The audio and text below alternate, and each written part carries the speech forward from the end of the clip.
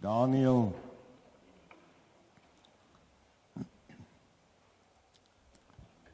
Die boek Daniel. Net na Esegiel lees ons Daniel hoofstuk 1.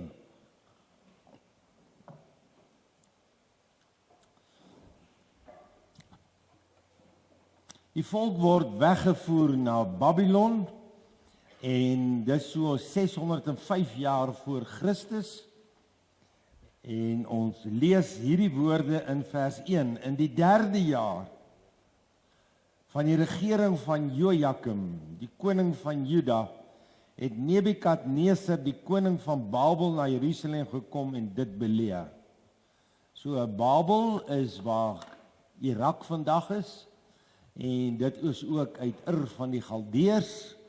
So dit is waar Abraham ook vandaan gekom het, waar die Here hom geroep het, en hier kom hierdie mense van Babylon en hulle kom beleer Jerusalem. Hulle voer hulle weg in twee keer se groepe, voer hulle weg na Babylon toe, en dan is hierdie woorde van hoofstuk 1 vers 1 is 100 jaar vooruit voorspel. En jy gaan die voorspelling in Jesaja 39 kry. In Jesaja 39 het die koning van Juda 'n baie groot fout gemaak, en hy het vir Merodach-Baladan van Babylon toegelaat om na Jerusalem te kom en om alles te sien wat in die skathuis van die Here was. En dit kan u lees in hoofstuk 39 vanaf vers 1 tot 8. En Hizkia het toegelaat, en die Here het hom gevra, wat het hy alles gesien? Hy sê, ek het hom alles gewys. En toe sê hy, hierdie sonde van jou gaan veroorsaak dat die volk weggevoer word na ballingskap, na Babylon toe. En so het die woord van die Here letterlik uitgekom. So as jy hoofstuk 1 vers 1 lees, is 'n profesie van hoofstuk 39 van Jesaja, wat letterlik vervul is. En dan lees ons, en die Here het Jojakim, die koning van Juda, in sy hand gegee, met 'n gedeelte van die voorwerpe van die huis van God, en hy het hulle na die land Siniar gebring, in die huis van sy God, klein lettertjie, en die voorwerpe het hy in die skathuis van God gebring.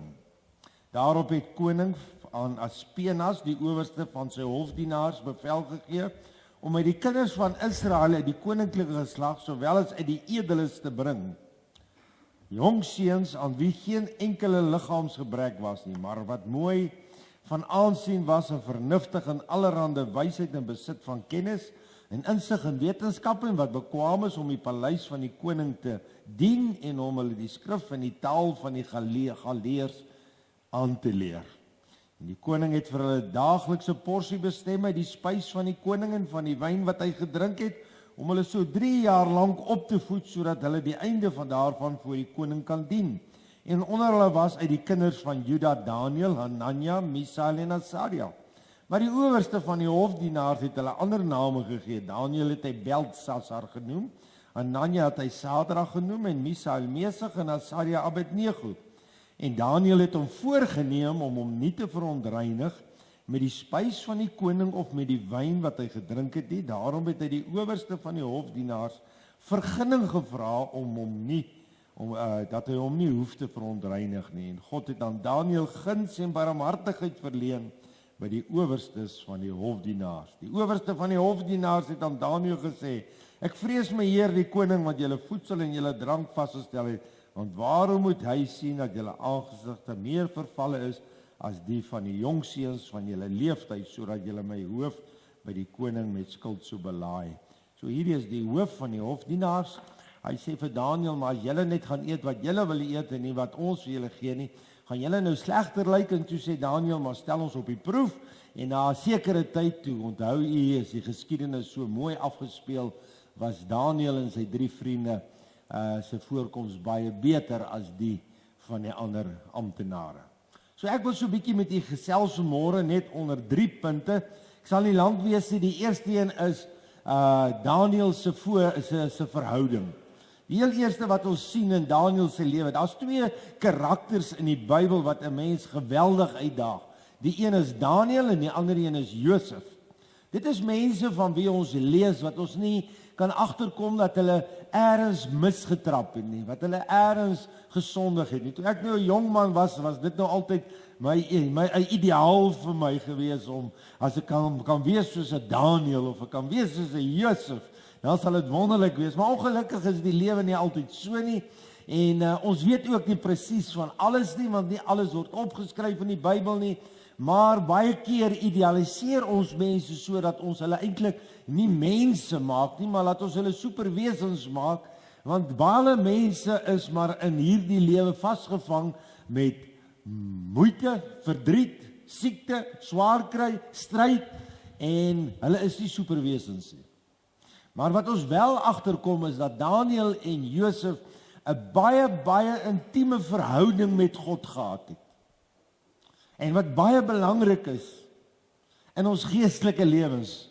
En ons vind in hierdie gedeelte dat Daniël juis so 'n jong man was. Nou as jy gaan lees oor dit, word hier 'n Hebreëse woord gebruik wat vir ons 'n aanduiding gee, wat kommentaarskrywers vir ons 'n aanduiding sal gee. Hoe oud was Daniël en sy 3 vriende toe hulle weggevoer was? So hierdie woord wat gebruik word is dit wat die Jode het, en dit is, hulle sien 'n seun van 13 as 'n jong man. En dis die woord wat hier gebruik word. So die mees aanvaarbare ouderdom vir Daniël en sy 3 vriende was tussen 15 en 18 jaar oud gewees. Hulle was dalk so 'n bietjie ouer as 13, hulle kon dalk 16 of 18, baie dink hulle was om en by so 16 na 18 jaar oud gewees, en toe is hulle weggevoer. Dit was dan juis hier in hulle tienerjare wat hulle die mees vatbaarste was vir invloede. En ons gaan nou daarby kom. So wat ons dan hier nou vind is dat Daniël het 'n verhouding met God gehad. En in hierdie verhouding vind ons byvoorbeeld toe daar probleme kom en die koning Nebukadneser 'n droom gehad het van die beeld van goud en van silwer en van koper en van yster en klei die voete van hierdie groot beeld, was daar geen van die besweerders van Israel en die magicians wat hierdie droom kon uitlei nie, behalwe Daniël. En Daniël, as jy lees in hoofstuk 2, sal jy agterkom dat Daniël sê, daar is 'n God in die hemel wat geheime openbaar. Hy sê, koning, jy kom na my toe en jy verwag dat ek dit moet uitlei. Maar ek wil vir jou sê, dis nie ek wat dit uitlei nie. Daar's 'n God in die hemel wat geheime openbaar. En dan sê hy verder in hierdie gedeelte, hy sê, daar's 'n God wat geheime openbaar en hy is ondeurgrondelik en hy openbaar verborgde dinge. Hy weet wat in die duisternis is en die lig woon by hom. So Daniël is in so 'n verhouding as 'n tienerseun dat hy vir hierdie koning kan sê, weet jy wat, koning? Daar's 'n God in die hemel wat verborgde dinge ken en hy weet wat is in die duisternis, maar die lig woon by hom. En die heel eerste baie belangrike ding in die lewe van 'n mens is jou verhouding met God.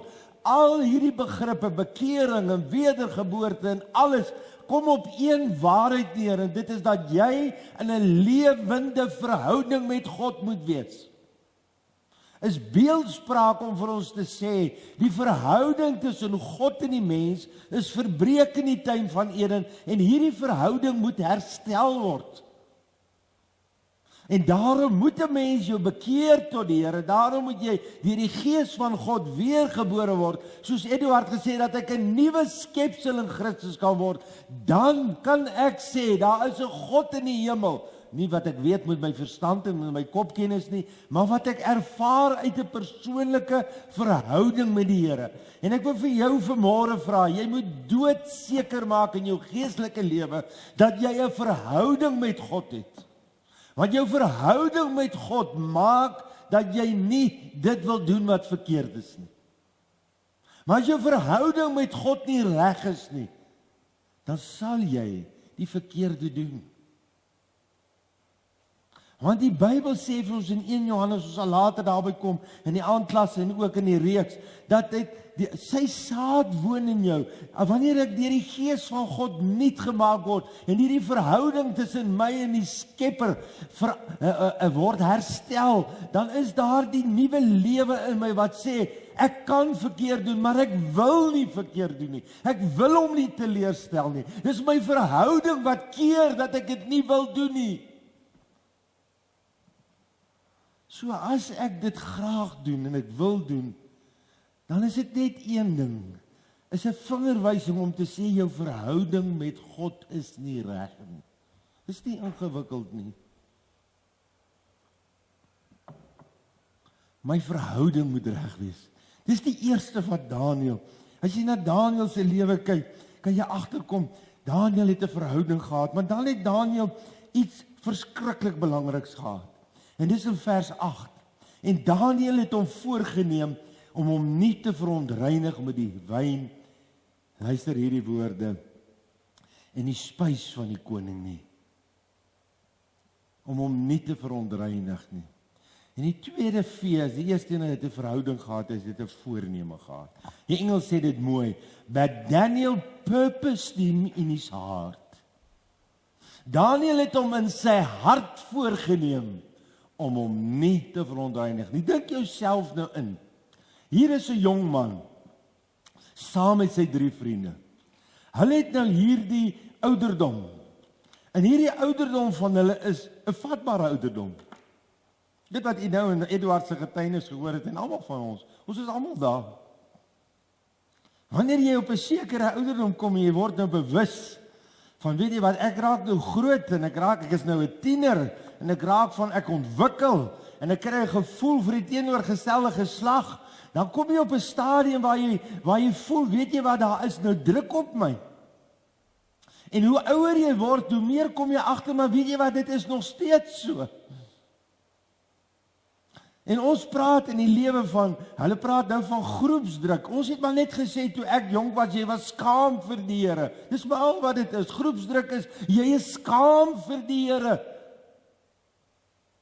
Ons probeer dit 'n mooi naam gee om dit aanvaarbaar te maak. Jy is skaam vir die Here. Maar Daniël is op hierdie ouderdom, waar hy so broos is, waar hy so vatbaar is, saam met sy vriende. En weet jy wat doen hierdie koning? Hy is baie slim. Hy verander hulle name. Die eerste vriend is Hananja. Weet jy wat beteken Hananja se naam? HVH. Noem dit Jahwe, noem dit Jehovah, was genadig. En hy sê, weet jy wat, Hananja, ek gaan jou vervreem van jou wortels. Ek gaan jou vervreem van jou Hebreëse wortels. Ek gaan jou vervreem van jou gods. En hier in Babylon, hier gaan julle 70 jaar wees. En hier terwyl jy 70 jaar in Babylon is, sal jy vergeet van wie jou pa en jou ma jou van geleer het, van die God van Abraham, Isak en Jakob. En ek gaan jou 'n ander naam gee. En hy gee vir Hananja die naam van Sadrag, beteken die bevel van Aku, die songod, inspirerende songod van die Babyloniërs. Sodat elke keer as ons jou naam roep, Hananja, sal dit nie beteken God is genadig nie, dan sal dit beteken jy aanbid die songod. En dan gaan ons jou ander vriend, Misael, wat beteken wie is wat God is. Of wie kan met God vergelyk word, dit is wat die Misael beteken. Maar ons gaan sy naam verander en ons gaan hom Mesach noem. Wie is wat Shak, die Babyloniese godin van onreinheid. En ons wil jou as 'n tiener baie vroeg blootstel aan die onreine seksuele.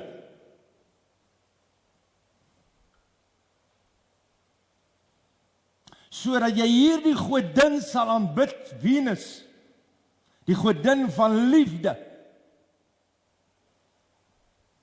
Daarom verander ons jou naam. Hulle sal jou nie meer roep Wie kan met God vergelyk word van die hemel en van die Bybel nie? En dan gaan ons jou derde vriend se naam verander as Sadia, wat beteken God het my gehelp of God help my. Ons gaan hom verander na Abednego, die diensknegt van Nego. Die diensknegt van die skynende vuurgod van die Babiloniërs.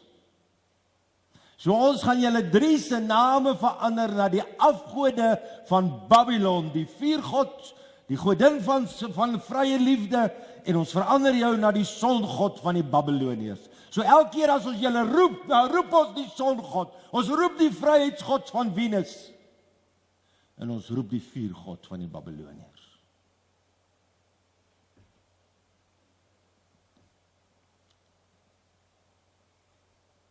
En Daniel, sy naam beteken God het geoordeel of God sal oordeel.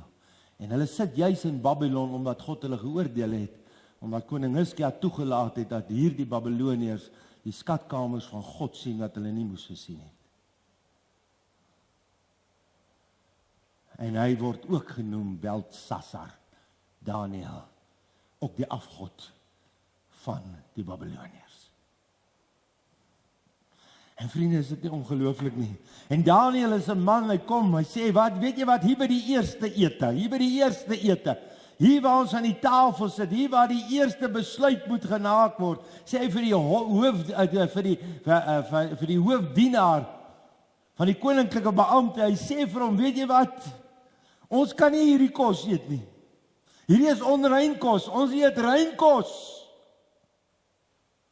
By ons is daar so 'n verskil tussen reinheid en onreinheid, heilig en onheilig, dat ons kan nie hierdie eet nie. Omdat Daniel en sy vriende purpose them in their heart, hulle het 'n voorneme gemaak, hulle het 'n besluit geneem, ek sal nie kompromie aangaan nie. Vriende, ek wil vanmôre vir jou sê, as jy as kind van God in hierdie wêreld waar ons leef, nie 'n doelbewuste voorneme maak om jou nie te verontreinig met hierdie wêreld nie, sal jy kompromie aangaan. Jy sal val. Dis 'n vaste besluit. Daniel en sy 3 vriende sê, man, weet jy wat Nebukadneser, weet jy wat hofdienaar, jy kan my naam verander, maar jy kan nie my hart verander nie. Jy kan my noem wat jy wil, jy kan maak wat jy wil, maar jy kan nie my naam verander, my hart verander nie. My voorneme is by die God van Abraham, Isak en Jakob. En ek wil vanmôre vir jou sê, jy moet nie net 'n besluit neem wat emosioneel is op 'n kamp nie. Jy moet 'n vaste voorneme in jou hart maak, ek is klaar. En jy weet, as ek so saam met jong mense bid, dan weet ek presies, want ek was daar. Ek het 'n paar keer in my lewe gebid, paar keer uitgekom by dienste, maar dan kom ek eendag by 'n plek. En ons daar het hulle vir jou gepreek. Hulle het vir jou gepreek.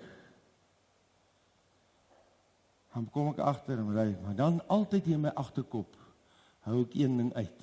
Elke keer een. Ek bid, ek bedoel, ek wil, ek begeer, maar ek hou iets agter. En weet jy wat, nooit kon ek staan nie.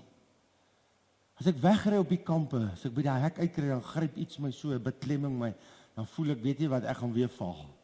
Ek weet sommer ek gaan val, weet jy kom, want ek het nie 'n vaste voorneme gemaak nie. Jy moet 'n verskriklike, definitiewe, besliste besluit neem, dat jy gaan nie weer terug nie. Dis 'n vaste voorneme. En ek neem my voor op daai kamp waar ek my hele lewe vir die Here gee. Ek stap daar uit. Ek kon nie praat voor mense nie. So klomp jong mense staan daar. Hulle sing koortjies en hulle getuig en ek kom daar en ek moet getuig en ek kan nie eintlik iemand wat getuig nie en ek voel hier in my hart, weet jy wat? Nou moet jy dit doen en ek oorkom dit. En ek sê vir die mense, weet jy wat? Ek het my hele lewe vir die Here gee. Weet jy of hulle geweet het wat ek bedoel het of ek nie verstaan het nie. Maar hier in my hart het ek en toe ek daar uitry en ek by die huis kom, toe sê ek vir my ma, ek wil net vir jou sê, pa, Weet jy wat, ek het my hele lewe vir die Here gegee. My hele lewe weggee, niks noem ek my eie mee nie. As die Here my roep, sal ek vir hom gaan werk, ek is klaar. Ek sê nie, hy gaan dit doen nie, maar Here, ek gee my hele lewe, ek is onvoorwaardelik U se. Niks hou ek terug, nie, dis 'n vaste voorneme. Ek het geweet, met my vriende, ek is nie weer dieselfde nie. Ek gaan teenoor hulle getuig, ek sal 'n standpunt inneem. Ek sal nie weer saam met hulle kompromie aangaan nie. Ek sal 'n ongenaakbare besluit neem ek, wat ek my voorneem, ek sal nie weer terugdraai nie, ek is klaar. Ek sê baie keer vir mense hier en welkom, het ek jare terug gepreek. Ek kom na 'n man, hy bly agter, hy sê vir my, wat jy nard is, help vir my, bid vir my. Ek sukkel om van die rook ontslae te raak. Ek sê vir hom, luister, het jy al voorheen gebid? Hy sê, ja, ek het al gebid. Ek sê, maar kom ek vra vir jou, toe jy klaar gebid het jy vir jou ergens 'n pakkie daar in die bedlaaikassie weggesteek? En daar in die kas 'n paneelkussie, het jy hom weggesteek of onder die sitplek? In case ek hom gaan nodig kry. Want ons werk mos ook altyd die somme, jy weet, dit gekos geld, ons kan ons dit net weggooi nie. Sê nou net ek gaan hom weer nodig kry. Dan moet ek alweer gaan geld koop om hê. Ek sê vir hom, het jy dit gedoen? Hy sê ja, ek het dit gedoen. Ek sê dat sal jy nooit vrykom nie. Nooit, maar nooit nie, want jy het nie 'n vaste voorneme nie. As jy God vertrou het en jy maak soos Daniël 'n vaste voorneme, dan gaan jy nou vanmiddag huis toe en jy vat jy al jou kartonnetjies en al jou sigaretjies en jy brand hulle, jy gee hulle vir niemand nie. Jy vat jou bier, jy gooi hulle uit in die drein. Jy vat jou wyn, jy gooi hulle uit. As jy dit nie doen nie, sal jy nooit vrykom nie, nooit. Dis 'n vaste voorneme. Ek is klaar. Ek is klaar met dit waarna ek vas is. Ek is klaar. Jy het dit vir jouself heeltemal uitgemaak. Jy hoef dit nie eers te getuig nie, want hier diep in jou binneste weet jy, ek is nou klaar. Maar as jy hier diep binne in jou sit, en jy ry vanmiddag by daai hek uit, en jy daai twyfel, ek gaan of ek gaan nie, kan ek jou nou waarborg, jy gaan weer val. Jy moet 'n vaste voorneme hê. 'n vaste voorneme, ongeag wat dit is. Ongeag wat dit is wat jou pootjie, ek neem nou maar 'n voorbeeld. Maar wat dit ook al is waaraan jy vas is.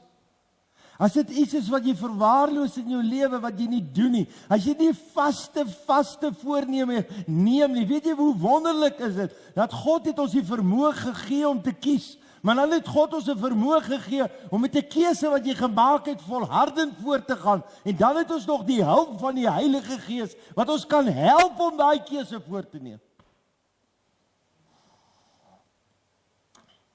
Want weet jy waar is die probleem?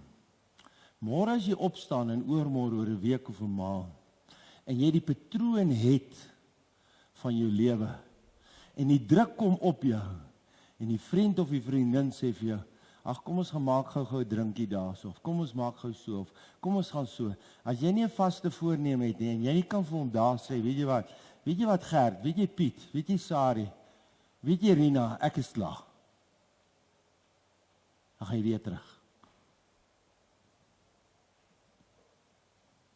'n vaste voorneme. 'n onwrikbare voorneme. En dit is wat Daniël gedoen het. Hierdie voorneme. En dis hoekom die Bybel sê in 2 Korintiërs 6 vers 14, gaan onder hulle uit sonder julle af. Watter ooreenkoms het Christus met Belial? Ons kan nie dieselfde juk trek saam met die ongelowige nie. Ons moet uitgaan onder hulle, ons moet klaar kry, ons moet verbykom met dit. En dit moet 'n vaste besluit in jou binneste wees. Here, ek is klaar. En dan as jy daar klaar is, dan waak jy en dan bid jy, dan hou jy dit daar. En van daar af vat jy tree vir tree in jou geestelike lewe en jy sal sien hoe die Here jou help. Maar as jy dit nie hier neem nie, as jy dit nie hier uitgemaak het nie, hier in jou hart uitgemaak het, in jou gedagtes finaal uitgemaak het nie, waarborg ek jou, weet jy wat, die Bybel en die evangelie is die evangelie van die hart en die motiewe van jou hart. As jou hart suiwer en opreg is, en jy doen dit met jou hele wese, sal God jou help en hy sal jou staat stel. Maar as jy eers iets terughou, as jy eers kompromie aangaan, as jy eers maar net wil probeer, weet jy wat, ek gaan dit bid, maar ek wil net kyk of sal dit werk. Jy kyk nie of dit sal werk nie, jy glo God dit gaan werk. Dis die verskil. Dis nie 'n kyk nie. Jy gaan nie met die Here kyk speel nie. Sê, Here, ek is klaar. En ek waarborg jou, God is getrou, hy kan nie lieg nie, hy sal nie teruggaan op sy woord nie. As jy klaar is en jy het besluit, gaan God jou help. En hy sê jy daai oorwinning gee. Kom ons sluit af met die laaste een. Daniël het 'n verantwoordelikheid gehad. Matteus 24 vers 15 lees ons. En Daniël is 'n profeet, sê die Here Jesus. Kan jy jou indink dat die seun van 15 tot 18 saam met sy 3 vriende. Weet jy hoe oud was Daniël toe hy in die leeukuil was? Net so oor die 80, miskien so 82 jaar oud. Sit hulle 'n 82-jarige man in 'n leeukuil. So jy dink aan Daniël is nog die jong seun in die leeukuil? Nee. Babyloniese ryk verby, die Meders en die Perse kom. En nou sê hy, ou man, nou is hy in die leeukuil. Daniël staan nog steeds. Daniël staan 15, 18, Daniël staan 80, Daniël staan onwrikbaar. En Daniël het 'n verantwoordelikheid. Hy sê, ek kan hierdie verantwoordelikheid nie van my afskuif nie. Kan jy jou indink as Daniël, as 'n jong man van 15, 18 jaar oud, gefaal het en nie 'n vaste voorneme gehad het nie, kan jy jou dink aan die verskriklike ramp en die gevolg wat met die volk sou gebeur, want Daniël was die oorsaak dat hy guns gevind het in die oë van die koning, sodat die koning kan sê dat die volk na 70 jaar kan terugtrek na Jerusalem toe.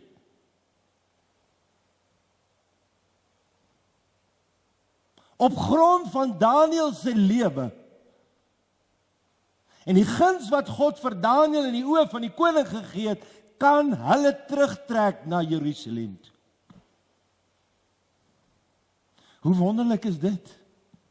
Kan jy en ek ons indink as jy en ek jou familie en jou geslag val om nie die Here te dien met jou hele hart nie, jou kinders, kan jy jou vanmôre indink?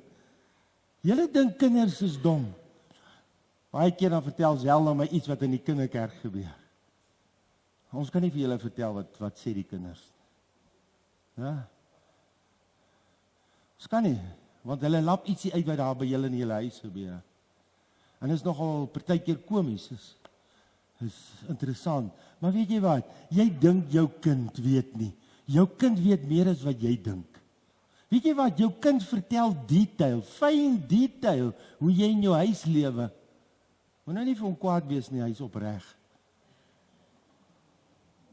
Hy bedoel dit goed. Fyn detail. Weet dan nie wat? My pa doen dit en dit. Weet pa nie wat? My ma doen dit en dit. Weet dan nie wat doen my pa en my ma met mekaar? Weet jy hoe praat my pa en my ma met mekaar?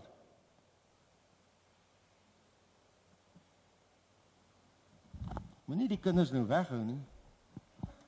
Bring hulle nou sien. Maar wat ek nou vanmôre vir jou wil sê, die verskriklike ramp wat jou en jou nageslag en jou familie gaan tref as jy nie jou voorneem om met jou hele hart God te dien nie.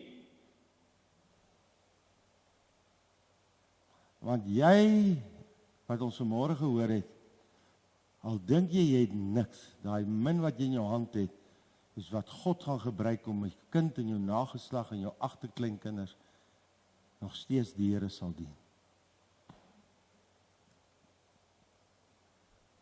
Ek is met jy eerlik, ek bid baie keer, ek sê Here, ons het 5 kleinkinders, dan bid ek, dan sê ek Here, ek vra vir U mooi. Sal U nie een van hulle roep nie. Maar ek vra vir U Here, kan ek 'n bietjie, kan ek net 'n bietjie greedy wees. Ek vra vir U roep vir my 2. 2 wat vir U sal gaan werk. Ek weet die wêreld het baie, jy moet dit word, jy moet dit word, en jy moet hierdie beroep hê, jy moet die beroep hê, jy moet baie geld maak. Maar Here, sal U nie net van hulle roep nie? En dan bid ek baie keer, Here, daar die kinderdiens, ek onthou hoe ek as 'n seun gesit het waar jy sit, dan hier binne my, dan doen die Here iets vir my. Ek sê vir niemand, ek het nooit vir iemand gesê nie, maar hier binne praat die Here met my. Voel ek, Here, ek kan nie net lewe en my lewe by my laat verbygaan nie.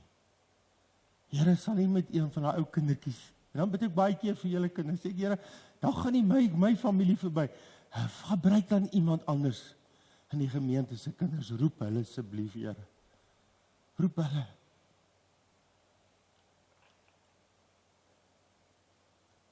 Ons kan nie ons geslag val nie. Ons kan nie. Daniel het 'n verantwoordelikheid. Kom ons sluit af. Ek wil jou vanmôre vra, 'n vaste, 'n verhouding. As jy hier sit en jy het nou deur die kamp gekom tot hier en jy's nog nie daar nie, jy moet seker maak vanmôre jou verhouding met die Here is reg. Tweede, jy moet 'n voorneme neem. Moenie net sê ag ek maak 'n besluitjie, ek steek my hand op, is dit nie. Jy moet daar diep in jou binne moet jy 'n knoop maak. As ek dit met eerbied kan sê, 'n knoop in jou hart, 'n knoop in jou gedagtes. Jy moet sê ek wat Nardus is, ek is klaar. Ek is klaar, soos klaar vir tyd en vir ewigheid. Deur God se genade sal hy my die krag gee, maar ek is nou klaar. Ek breek hiermee, ek kan nie met my lewe verder so voortgaan nie. Ek breek, ek is klaar. En nou Here, ek het 'n verantwoordelikheid. Ek moet so lewe en ek moet vir U getuig en ek moet vir U instrument wees met die bietjie wat U in my hand sit. Here, dit moet ek doen. Ek het 'n verantwoordelikheid. As daar so iemand vir wie ek kan bid wat sê, dit is ek. Sê daar jou hand opsteek dat ek vir jou bid. Is daar so iemand? Dankie. Dankie. Dankie. Vader, baie dankie dat ek kan bid. Dat U vir elkeen van ons wat vanmôre sê, Here, hier is ek, my verhouding, my voorneme, en ek het 'n verantwoordelikheid, dat ek dit sal gaan uitlewe. Help ons in Jesus se naam. Amen.